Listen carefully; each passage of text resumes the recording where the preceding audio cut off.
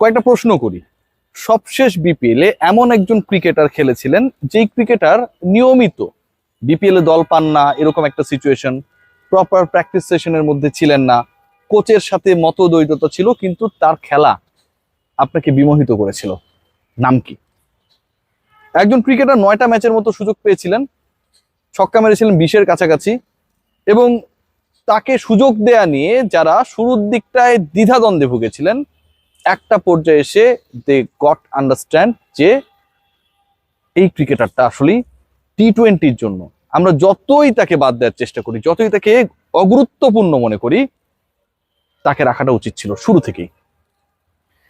এমন একজন ক্রিকেটার রয়েছেন যাকে নিয়ে বাংলাদেশ ক্রিকেট বোর্ড খুব বেশি আলোচনা করতে চায় না, আগ্রহী না। বাংলাদেশের রিপোর্টিং এর সাথে যারা জড়িত, স্পোর্টস রিপোর্টিং এ যারা কাজ করে, তারাও খুব বেশি ডিসকাস করে না। এত কথা না বলে আমি সাব্বিরের কথা বলতে চাই। সাব্বির রহমান অমীয় প্রতিভাধর একজন ক্রিকেটার, অসাধারণ হিটার অফ দ্য বলস।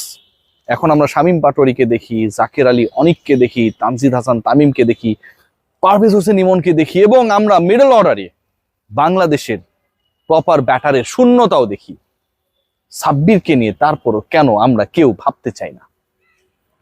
আপনারা অবাক হবেন যে বাংলাদেশ ক্রিকেট বোর্ডের কোনো প্রোগ্রামসের মধ্যে সাব্বির রহমান এই মুহূর্তে নেই।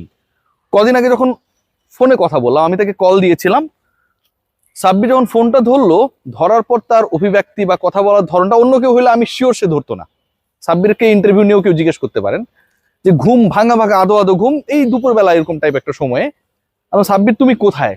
সাব্বির বললো, ভাই আমি দেশের বাইরে ক্রিকেট খেলার জন্য আসছি। কোন একটা দেশে গিয়ে হয়তো মাইনর ক্রিকেট, মাইনর কাউন্টি বা লিগস গুলোতে খেলার চেষ্টা করছেন। বাংলাদেশের একজন ক্রিকেটার গত বিপিএল এ 18টা ছক্কা মেরেছেন। আপনার তো ছক্কা মারা ব্যাটার দরকার। গামিনী ডি সিলভার উইকেটে ছক্কা মারতে পারবে বা পারবে না, তার থেকে বড় আলোচনা হচ্ছে ছক্কা মারা ব্যাটার দরকার। আপনার এমন একজন দরকার যে হচ্ছে টি-20-তে আপনার দলকে যে কোনো সিচুয়েশন থেকে মোমেন্টামকে চেঞ্জ করে দেওয়ার ক্ষমতা রাখে। এমন একজন ক্রিকেটার দরকার যাকে আপনি যে কোনো পজিশনে ব্যাটিং করাতে পারবেন। সেই ক্রিকেটারকে আপনি কোনো প্রসেসের মধ্যেই রাখেন না, কোনো হিসাবের মধ্যে তাকে রাখেন না, তাকে কাউন্ট করেন না। আমরা যখন মিডিয়ায় কথা বলি তখন বলেন যে হ্যাঁ, সে তো আমাদের চিন্তা ভাবনার মধ্যে আছে। এই যে বাকবাকুম পায়রা মাথায় দিয়ে টায়রা টাইপের কথাবার্তাগুলো ক্রিকেট বোর্ডের ডাইরেক্টররা বলে, সেই আলোচনায় গেলে সেই কথাটাই বলবে, লাইক সাকিব আল হাসান ইস্যুতে যেভাবে তারা বিভিন্ন সময় বিভিন্ন বুজুং ভাজুং বুঝ আমাদেরকে দেয়। কেউ কি কোনোভাবে একটা প্রশ্নের উত্তর খোঁজার চেষ্টা করবেন? Bangladesh cricket board, cricket operation selection প্যানেলের সাথে যারা জড়িত, সিলেকশন প্যানেলের কাজ তো শুধুমাত্র জাতীয় দল সিলেকশন না, অন্য খেলাগুলো দেখা। সাব্বির কেন কোথাও নেই? এই যে আপনারা নুরুল হাসান সোহানদেরকে এই দলের সাথে অস্ট্রেলিয়ায় পাঠাচ্ছেন, রাইট? কেন পাঠাচ্ছেন? দ্য রিজন ইজ দ্যাট তারা যেন প্রিপেয়ার্ড হয়ে এশিয়া কাপে অংশ নিতে পারে। এশিয়া কাপে খেলানোর দরকার নেই। সাব্বির রহমান রুম্মান কি এ টিমে, অথবা যেই দলটা বিদেশে গিয়ে খেলতে যাচ্ছে 15 জনের স্কোয়াড, ন্যাশনাল টিম না ভাই, সেকেন্ড টিয়ারের টিম, সেখানটাও কি সুযোগ ডিজার্ভ করে না? সাব্বিররা করে না।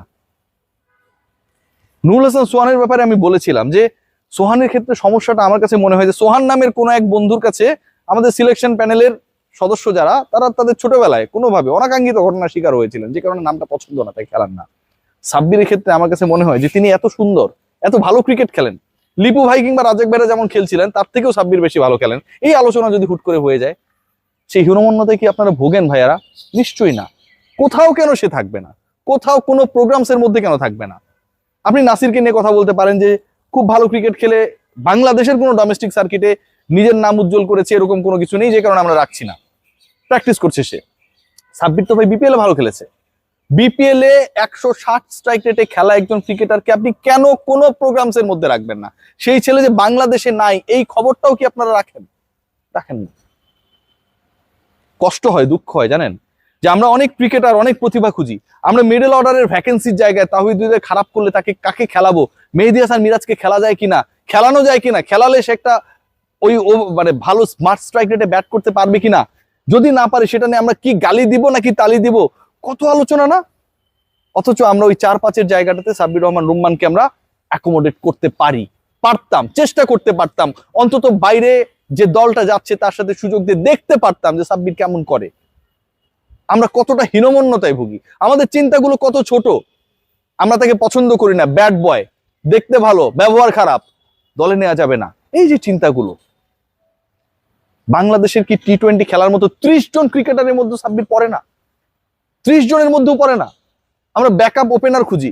সাকিব আল হাসান একটা দারুণ কথা বলেছে যে টি-20তে আসলে কোনো স্পেশালিস্ট পজিশনে কারো ভূমিকা বলে কোনো কিছু নাই। 20 ওভারের ক্রিকেট, ওখানে গিয়ে শুরুতে অ্যাটাক করতে হবে। আপনি যদি সাব্বিরকে কখনো প্রিপেয়ার করতেন, ওয়েল প্রিপেয়ার করতেন, একবার আপনারা তারা নিয়ে গেছিলেন নিউজিল্যান্ডে, অস্ট্রেলিয়া থেকে তারা বাদ দিয়ে দিয়েছিলেন, প্রিপেয়ার করে নিয়ে যাননি, মনে হয়েছিল নিয়ে গেছিলেন। প্রিপেয়ার করতেন আপকামিং ওয়ার্ল্ড কাপে, আপকামিং এশিয়া কাপে, আপকামিং যে ট্রাই নেশন সিরিজটার কথা হচ্ছে না, সাব্বির রহমান ভালো করতো, আমি এই গ্যারান্টি দিচ্ছি। এবং তিনি যদি ভালো না করতেন, আমি আর কখনো তারা এনে রিপোর্ট করতাম না, আমি গ্যারান্টি দিচ্ছি। আপনি যাকে ওপেনিং এ খেলাতে পারেন, যাকে আপনি লেড অর্ডারে খেলাতে পারেন, যাকে আপনি ওয়ান ডাউনে খেলাতে পারেন, যাকে আপনি মিডল অর্ডারে খেলাতে পারেন, যাকে দিয়ে আপনি ছক্কা মারাতে পারেন, যেই ছেলেটাকে আপনি মোটামুটি ক্রিজে থাকলে এই কনফিডেন্সটা পেতে পারেন that he could bat over 150 strike rate. এত কিছু অপশনস, এতগুলো অপশনস থাকার পরেও বাংলাদেশের এই ক্রিকেটারটাকে নিয়ে after performing well in the BPL, unprepared অবস্থায় বিপিএল এসে পারফর্ম করেছে।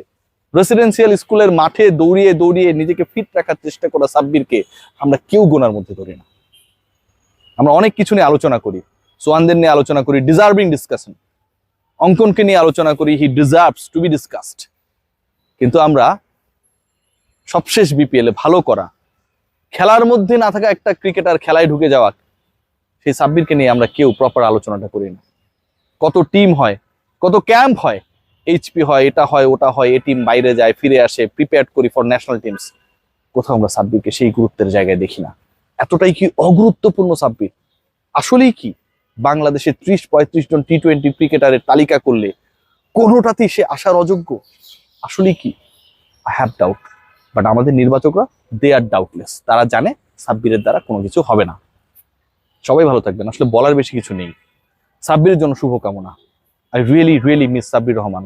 বাংলাদেশের যে কোনো সেট আপে, ন্যাশনাল টিম হোক, এ টিম হোক, এইচপি হোক, বি টিম হোক, যে কোনো সেট আপে Sabbir Rahman could be a great solution for the national team যদি তাকে প্রিপেয়ার করতাম opening, middle order, late order, one down, যে কোনো জায়গায়।